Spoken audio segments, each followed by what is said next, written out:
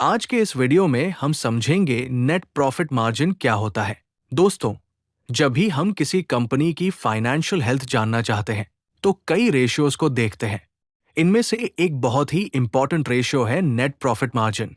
Net profit margin आखिर है क्या? जब कोई कंपनी अपनी टोटल रेवेन्यू यानी कुल कमाई में से सारे खर्चे निकाल देती है, जैसे कच्चा माल, रॉ मटेरियल, कर्मचारियों की सैलरी, बिजली पानी का खर्च, किराया, ब्याज, इंटरेस्ट, टैक्स, टैक्स, तो जो पैसा बचता है उसे कहते हैं नेट प्रॉफिट। अब इस नेट प्रॉफिट को अगर हम टोटल रेवेन्यू से डिवाइड करें और उसे परसेंट में लिखें तो उसे कहते हैं नेट प्रॉफिट मार्जिन।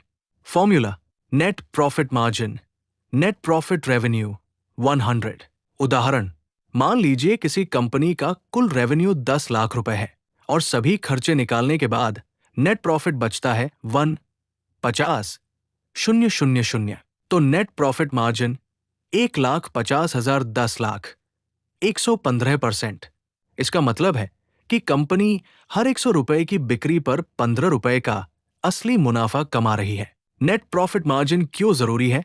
यह बताता है कि कंपनी अपने रिसोर्सेज का कितना एफिशिएंटली इस्तेमाल कर रही है। इन्वेस्टर्स को इससे समझ आता है कि कंपनी कॉस्ट कंट्रोल और प्रॉफिटेबिलिटी में कितनी मजबूत है। लॉन्ग टर्म इन्वेस्टमेंट डिसीजंस में ये एक महत्वपूर्ण पैरामीटर है। ध्यान देने वाली बातें: हाई नेट प्रॉफिट मार्जिन हमेशा अच्छा संकेत देता है, क्योंकि ये दिखाता है कि कंपनी खर्चों को अच्छे से मैनेज कर रही है। लो नेट प्रॉफिट मार्जिन वाली कंपनियों को अपने खर्चे घटाने या प्राइसिंग स्ट्रैटेजी बदलने की जरूरत होती है। लेकिन याद रखिए, नेट प्रॉफिट मार्जिन हर इंडस्ट्री में अलग अलग होता है। जैसे एफएमसीजी सेक्टर में मार्जिन्स कम होते हैं, लेकिन सेल्स वॉल्यूम बहुत बड़ा होता है, जबकि आईटी और फार्मा सेक्टर में मार्जिन्स ज्यादा होते हैं।